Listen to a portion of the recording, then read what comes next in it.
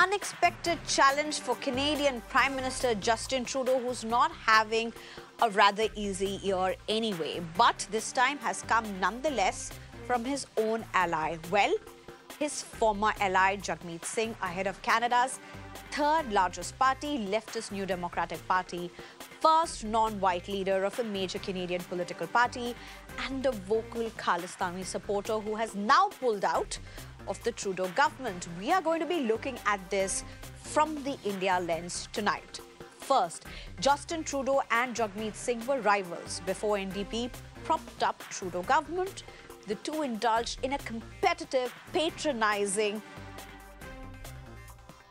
of Khalistani since Jagmeet's sudden rise threatened Trudeau's hold on Khalistani votes. But once they joined hands, Jagmeet Singh was often seen as someone who pulled the strings with his 24-seat chase, especially on the Khalistani issues.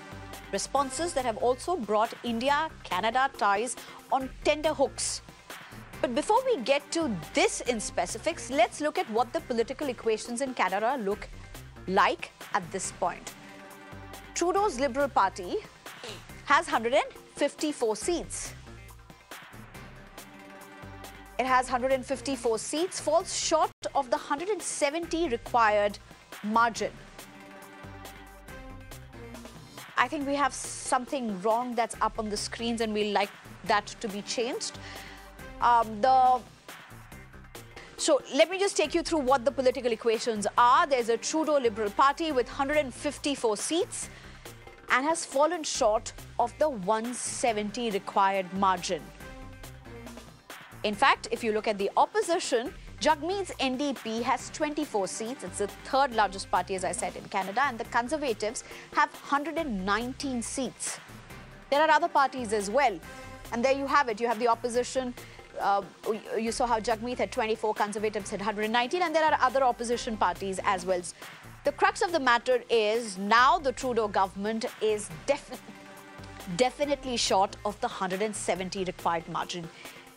Trudeau has gone ahead and made a statement saying that he vows that there will not be any early elections, but that will require a lot of backdoor haggling to ensure that, one, the budget is being able to pass, and he has the support from the opposition leaders, the opposition parties that we are mentioning.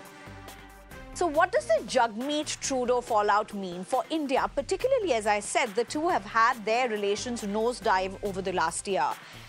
In fact, let's just look at some instances before us. Canada named India as the second biggest foreign threat, alleged that India was interfering in Canadian democratic processes. In April 2024, pro-Khalistan slogans were raised, chants during Justin Trudeau's speech. India had strongly retaliated, saying deeply concerning, and had registered a strong protest. In fact, the Canadian deputy envoy was summoned. There was earlier another instance of the nosediving relations where India was accused of interfering in the 2019-2021 polls by Canada. Of course, no evidence for that was given, but they had claimed that move to align interests on Khalistan issue. India had said these were baseless charges and that Canada is interfering in our internal matter. In September 2023, of course, you had the Niger killing, and he's somebody who was designated as a terrorist by India.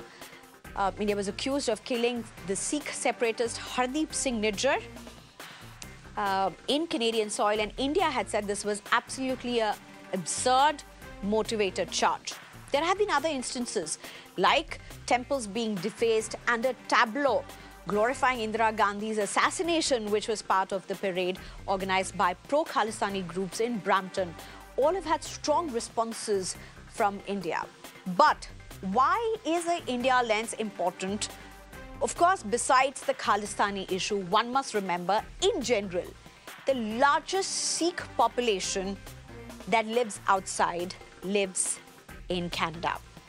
It accounts for almost 7,70,000, which is roughly 2.1% of population, of Canada's population. India is the largest source of foreign students in Canada.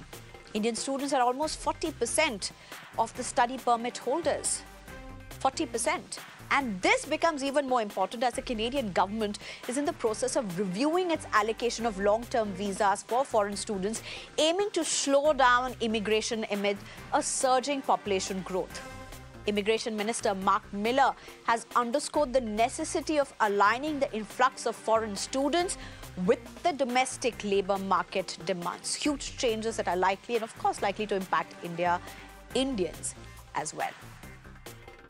All right, and I'm being joined at this point by Daniel Boardman, who's a Canadian journalist, as well as Prabhu Dayal, who's a former ambassador. In a short while from now, I'm also going to be joined by the former minister in the Canadian government. But thank you to both of you for joining us.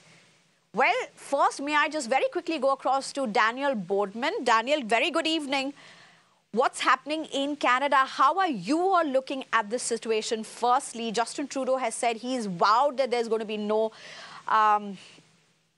early elections. What's really the threat at this point, considering you're also preparing for an election, a crucial budget ahead?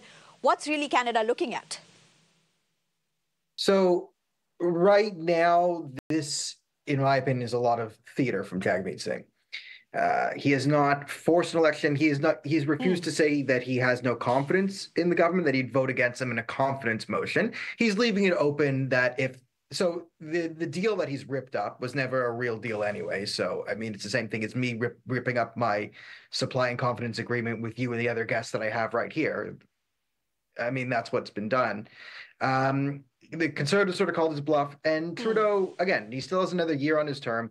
He can pass it, and there's two parties that can give him a confidence, right? He has the Bloc Québécois, which are leftist separatists, but you know he can appeal to them with some concessions to Quebec, and then there's the NDP, which are like radical leftists, which seem to want, if you believe, price controls is their big thing. They want to sort of institute price controls in grocery stores. That's their big push. They don't seem very serious about it, though, but it seems to be Jagmeet's excuse to sort of get out of this deal. Because the deal was always a Faustian bargain to begin with between the two leaders. It never benefited either party. Because the fear-mongering of a coalition of the left is one, good political propaganda for the Conservatives, but two, destroys the brand of both the Liberals and the NDP that they need to maintain to have any political success long term. The blending doesn't do well. So this has always been what most of us thought would happen, is before the election there'd be some entanglement, because Jagmeet's whole thing is, oh, the corporate elites don't care about you, and politicians are all in the corporate elites, but he was part of the ruling party in the pseudo coalition. So it was like, hey, Justin Trudeau's kind of your boss. You could tell him this. Right now, he's sort of ended that pretend thing, but he's still acting in the interest of Justin Trudeau by not forcing an election and focusing all his criticism and everything that went wrong. Is when asked if it's Justin Trudeau's fault, no, it's actually the Conservative Party's fault.